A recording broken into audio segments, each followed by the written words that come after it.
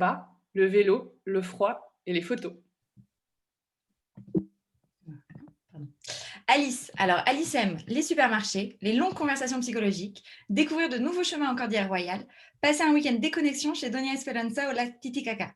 Alice n'aime pas parler le matin et les chats. Ok. Donc, on va vous présenter la collection. Donc, le temps d'un voyage, nous nous ouvrons à l'expérience d'une autre existence. Enfant de la télé du début 2000, le principe reste le même. Partager avec l'autre un quotidien, un style de vie, un savoir-faire. Nous voyageons sobrement, en utilisant les transports du quotidien, en vivant chez l'habitant, en prenant le temps de l'échange. Nous découvrons des visions du monde différentes, des modes de vie plus simples. Nous enrichissons notre rapport à l'autre et à la terre. Nous voyageons sur un autre tempo, en respectant le rythme de vie de nos hôtes, en prenant le pouls de ces ailleurs, de l'effervescence citadine à la vie en communauté. Nous voyageons en quête d'altérité, à la découverte d'un ailleurs, à la recherche de cet autre à la fois proche et lointain.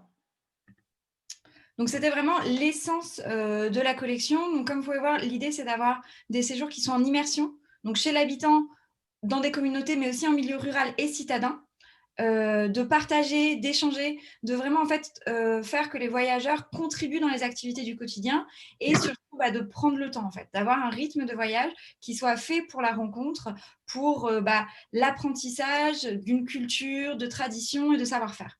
L'idée, en fait, le but de cette collection, c'est de revenir d'un voyage vie ma vie enrichi et grandi. Alors nos voyages, ce sont des immersions dans des styles de vie par région, en limitant les déplacements de grande distance. Donc pour prendre le temps, à nouveau, de comprendre leur culture en profondeur. On ne cherche pas à tout voir, on cherche la vraie découverte, les belles rencontres et à créer vraiment du lien. C'est des immersions en apprenant des savoir-faire, des métiers. Nous sommes acteurs de nos voyages. On ne se parle pas d'une heure de cueillette ou d'une balade à cheval. On se parle de partage, de vrai apprentissage par l'action dans un mode de vie et de toucher du doigt en fait un savoir-faire et de voir comment ils en vivent. Donc, nos immersions, c'est l'immersion en découvrant des modes de vie citadins aussi, avec des journées accompagnées d'un guide qui partage ses bonnes adresses en initié et en prenant le temps. Donc, par exemple, Medellín à vélo ou Santiago et Rio avec un local. À Rio, par exemple, Cécile nous emmènera dans son quotidien et Alexandra nous recevra dans son appart dans le centre. En fait, vous imaginez que des amis ou de la famille viennent vous rendre visite dans votre ville et que vous leur faites découvrir vos quotidiens. Et c'est cette manière-là que vous serez reçus à Rio, à Santiago et partout ailleurs. On va vous partager nos bons plans et on s'adapte au moment, donc s'il y a des événements, à la saison, et aussi et surtout à vos envies et vos goûts. C'est des immersions avec des partages de vision du monde. Donc c'est seulement dans cette réelle immersion dans ce temps passé qu'on est amené à comprendre les différentes visions du monde et qu'on va en découvrir, telle la résilience des Quilombos Cariocas ou encore de la cosmovision mapuche. Donc c'est ce qu'on vous propose aujourd'hui. On vous propose de faire un voyage d'immersion virtuelle. On va vous faire découvrir nos voyages à travers des légendes, donc leurs légendes, leurs rencontres et leurs expériences apprenantes. Donc, on va commencer par les légendes, en fait. Donc, c'est un peu notre façon à nous d'essayer de vous faire voyager derrière votre écran. La légende, en fait, l'art de la légende et plus généralement la tradition orale, c'est quelque chose qui, dans toutes les cultures, est très importante. On les retrouve donc notamment chez les Mapuche, au Chili et en Argentine, parce qu'ils s'appellent l'épio. L'épio, c'est la tradition orale, en fait. Il y a très, très peu d'écrits. Excusez-moi, mon chat souhaite participer à cette réunion. Il y a très, très peu d'écrits sur la tradition et la cosmovision, donc la vision du monde mapuche, parce que tout se fait en transmission orale. De la même façon qu'on peut retrouver aussi en Argentine, au Chili, aussi en Colombie, ce qu'on appelle la paella ou la paillada, qui va être l'art oral gaucho en général, pour justement se raconter des histoires et se divertir, un petit peu l'équivalent de nos troubadours, à mesure qu'on était à cheval. Donc là, on va vous laisser regarder la légende mapuche de Tren Tren Ikaika.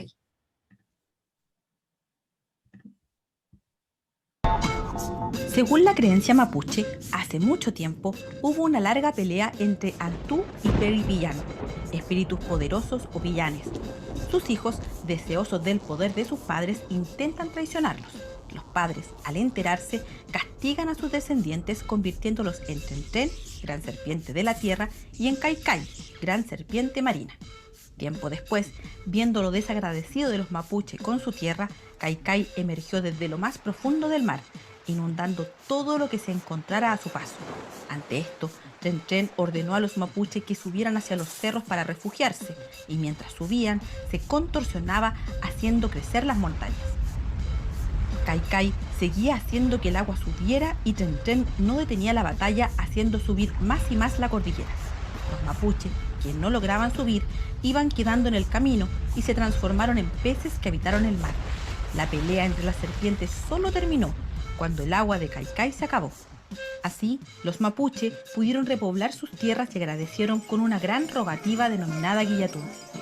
Se dice que cada vez que la furia de Caicay vuelve a atacar, Tren alerta a los hombres moviendo la tierra, lo que para muchos es un aviso anticipado de maremotos y terremotos.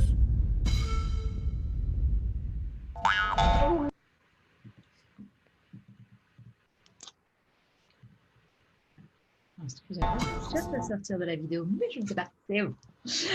Donc voilà, là dans le cas de la légende de Tren Tren Caicay, vous voyez aussi que c'est une légende qui est très constitutive du Chili, qui est bien pour ces tremblements de terre et ces petits tsunamis. Alors, attendez, excusez-moi, c'est un petit problème avec la présentation. Non. Hop, voilà, les rencontres. Désolée. Donc, nos rencontres, au fil des voyages, nous rencontrerons nos compagnons de route et en voici certains d'entre eux. Donc, on va rencontrer Victor, qui est musicien de La Paz, musicien de musique traditionnelle en Bolivie, qui vous partage sa passion et l'importance de la musique dans la culture andine.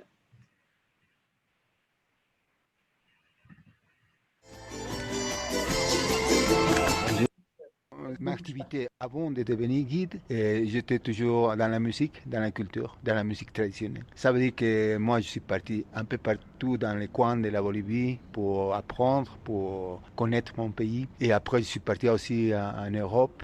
J'ai fait la musique là-bas. Et au retour, j'ai passé 5 ans en Europe, entre l'Allemagne, la France, la Suisse. J'ai remarqué que je pouvais rentrer dans ce métier de guide parce que je connaissais déjà la Bolivie, cet aspect fondamental que c'est la connaissance de notre histoire, notre peuple. Donc ça m'a attiré cette activité de guide. Et j'ai commencé là. Et quand je remarque que c'est traditionnel, ça veut dire de la région de la campagne, où les traditions sont encore liées à l'agriculture et à la cosmovision des peuples, disons, amérindiens, et sont à partir de ça que je fais la musique traditionnelle. Pachamama, c'est un nom qui c'est de la tradition ici. Il y a des milliers d'années qui sont déjà rentrés dans cette cosmovision. C'est pas vraiment une religion, c'est justement une cosmovision, c'est une façon de voir la réalité, la vie. Donc Pachamama, ça veut dire la terre nourricière. Mais le mot Pacha, en soi-même, c'est le temps et l'espace. Ce concept lié à Mama, ça veut dire en même temps la terre qui ça nourrit. Merci Victor. Compliqué pour chaque sortie de vidéo. Et nous allons faire une deuxième rencontre, enfin 2 autres rencontres, avec Tami et Dominique, ces 2 gauchos qui vont nous parler de leur attachement pour leur terre patagone.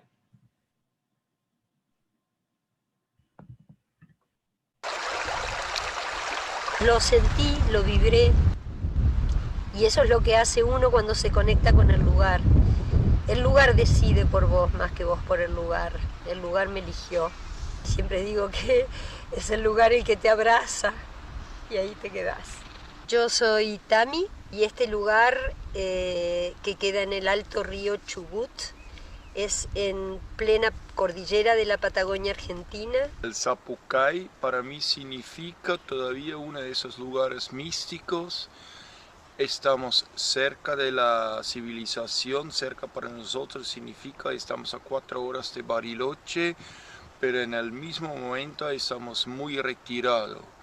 Y retirado significa acá cada una encuentra su paz, encuentra su felicidad todavía, puede escuchar a sí mismo en esos lugares tan aislados, tan bellos.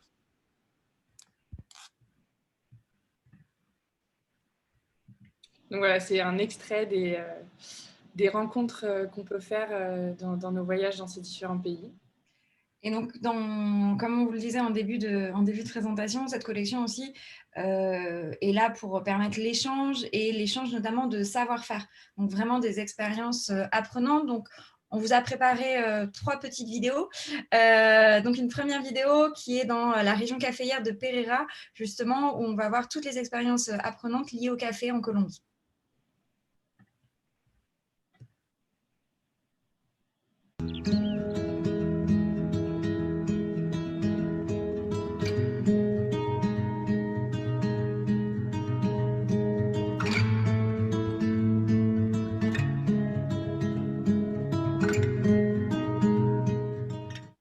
Donc, l'idée, c'est vraiment d'apprendre en faisant. Maintenant, on va partir en Afrique du Sud, autour du Cap, donc dans les régions de plantation du rooibos.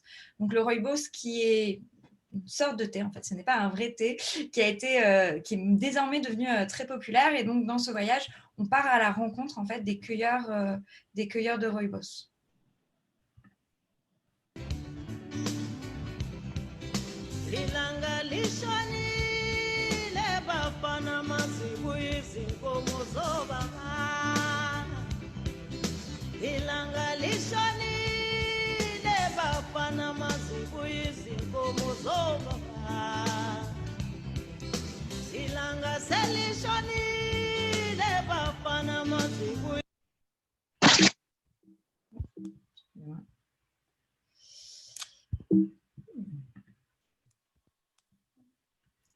Et enfin, on part dans la vallée sacrée à Chinchero pour rencontrer Isabelle. Pardon, je vais y arriver. Voilà. Qui va un peu nous expliquer donc au Pérou l'art du tissage.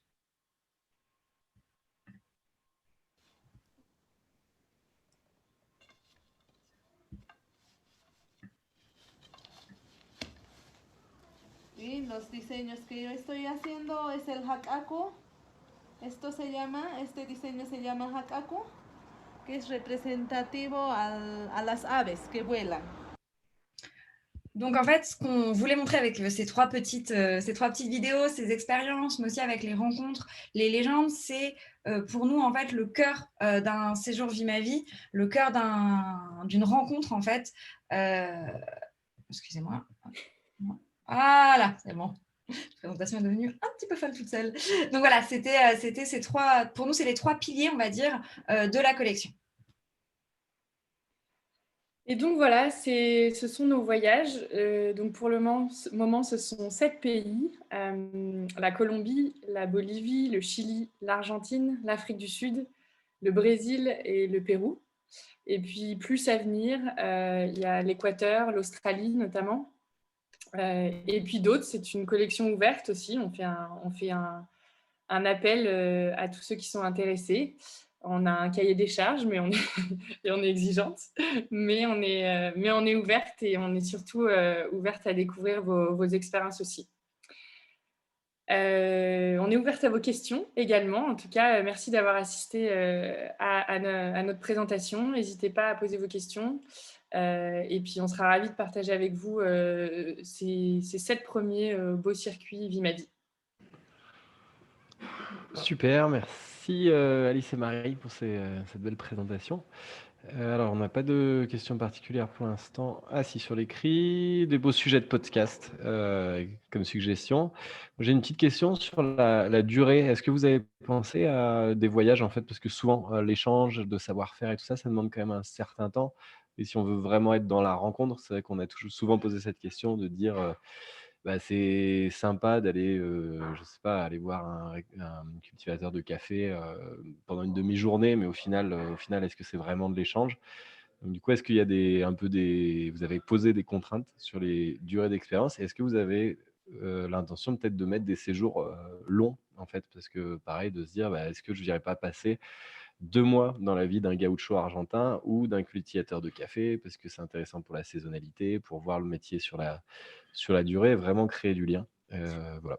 Alors, pour la durée des expériences, en effet, comme le disait Alice aussi, dans le cahier des charges, c'est très important justement pour nous de ne pas avoir ce côté c'est bon, on a fait une demi-journée avec les cueilleurs de rooibos ou avec des pêcheurs et ça veut dire qu'on s'est pêché et on connaît tout sur le rooibos. Et justement, c'est aussi pour ça que c'est des circuits qui sont longs dans le sens où ils sont centrés sur peu de régions.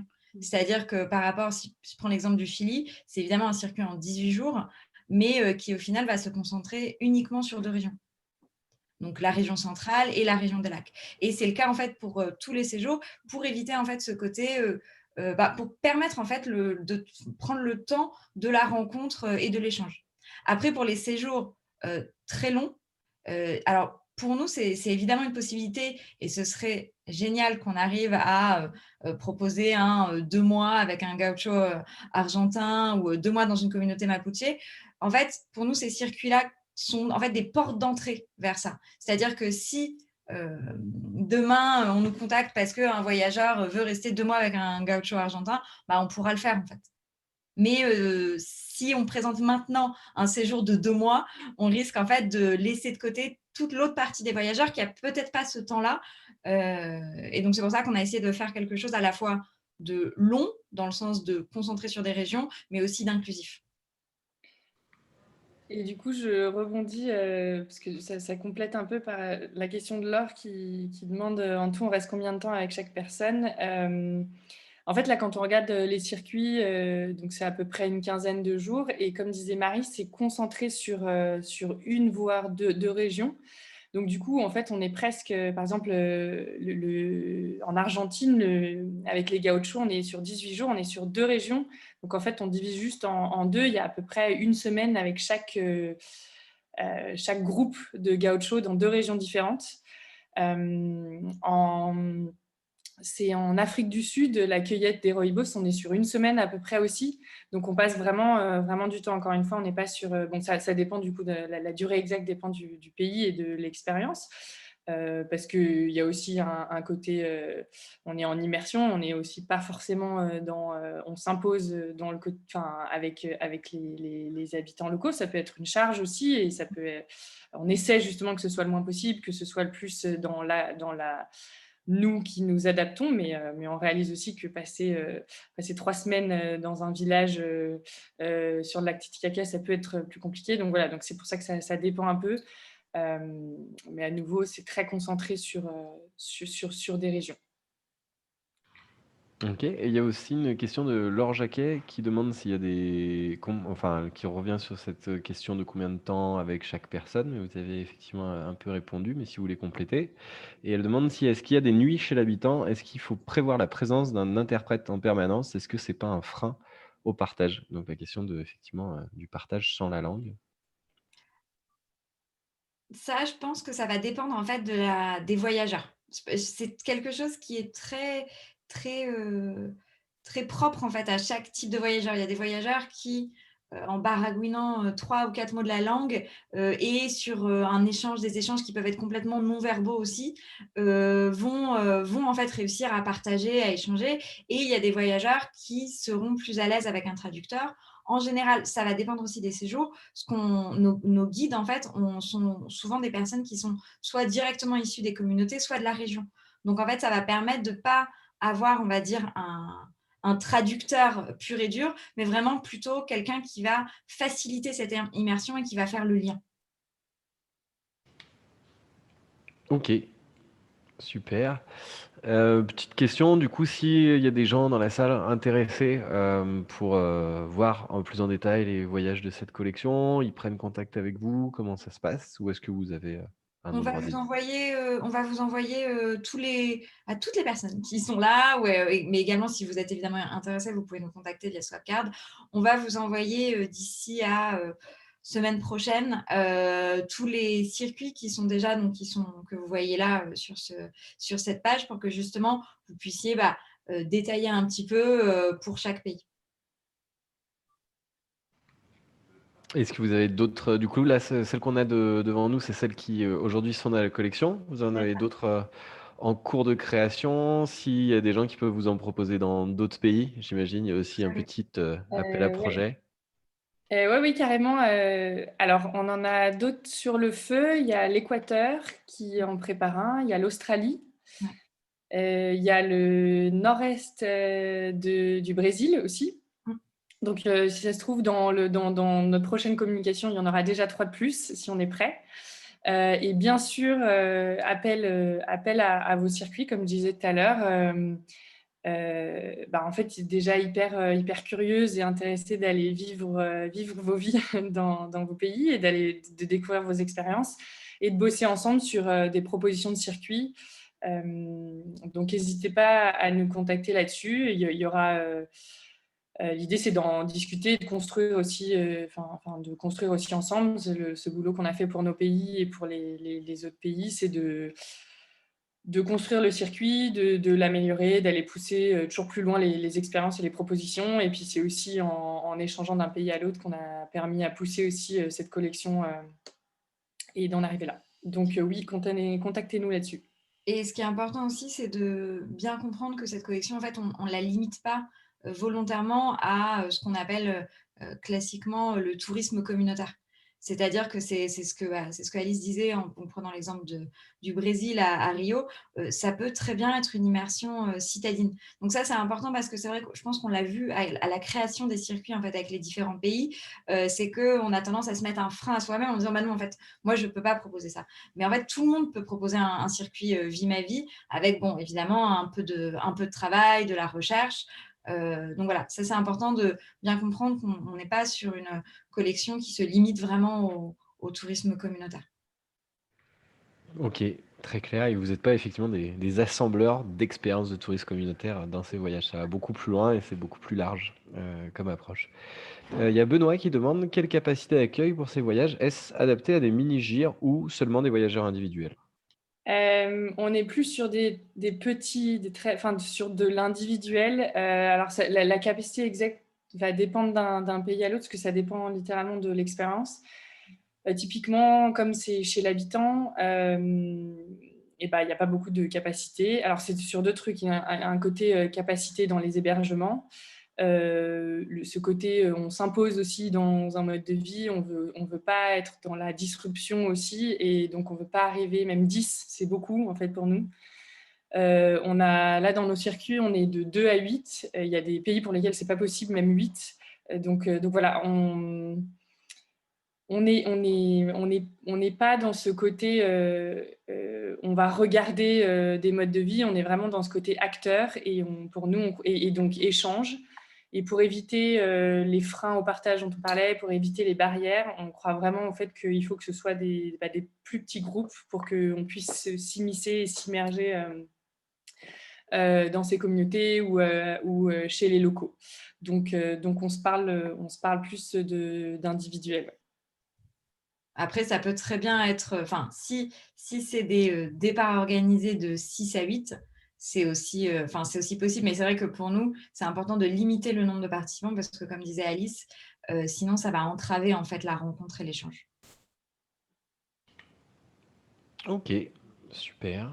Du coup, je ne sais pas si d'autres personnes ont des questions.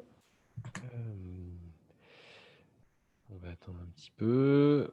Mais a priori, il n'y a plus d'autres questions en cours. Je ne sais pas si... Ah si, alors, Laure Jacquet demande le prix minimum d'un séjour. Ça dépend vraiment des circuits. En fait, on a 7 circuits très différents avec des durées, des expériences différentes. Donc, on vous transfère on vous transmet les circuits et vous aurez les détails. Surtout qu'en fait, ça aussi, on l'a beaucoup vu dans l'industrie du tourisme il y a quelques années, où la nuit chez l'habitant était aussi en fait une façon pour les voyageurs finalement d'avoir un hébergement un peu bas de gamme, et certaines destinations, comme le Chili par exemple, se sont construites à l'inverse de ça, où au final, les rencontres avec les communautés sont des expériences davantage premium en fait, pour justement aussi que ce soit fait dans le respect des communautés et que ça puisse bénéficier directement aux communautés. Donc c'est pour ça que les prix, et déjà naturellement sur des séjours classiques, les prix de séjours entre ces destinations varient énormément, mais d'autant plus sur les séjours Vie ma vie. Ok, du coup, sûrement le mieux, Laure, si vous êtes intéressé, effectivement, c'est de prendre contact avec Marie-Alice, puisque ça variera en fonction des destinations, des saisons et du nombre de personnes, j'imagine. Ouais. Donc, effectivement, pas mal de variables à prendre en compte. Et puis du contenu, évidemment, du voyage. Si vous avez encore quelques petites questions, c'est le moment. Et puis sinon, sinon, Marie-Alice, peut-être remettez votre email dans la présentation, dans la conversation. Vous pouvez prendre contact via Swapcard avec elle, mais bon, si vous voulez faciliter ça, vous pouvez le faire directement dans le chat. Moi, je vous remercie beaucoup pour cette présentation. C'était très intéressant. Nouvelle présentation. Et puis la suite du programme, la prochaine conférence, c'est les Bleus du Lac, pour que vous sachiez, avec Gilles Giacomotti, qui est un peintre annécien qui va vous parler de son métier. Marie-Alice, je vous laisse dire au revoir à tout le monde. Merci beaucoup. Au revoir, à bientôt. Et à bientôt sur le salon, le lien de la prochaine conférence ici. Bonne journée, bonne continuation à tous.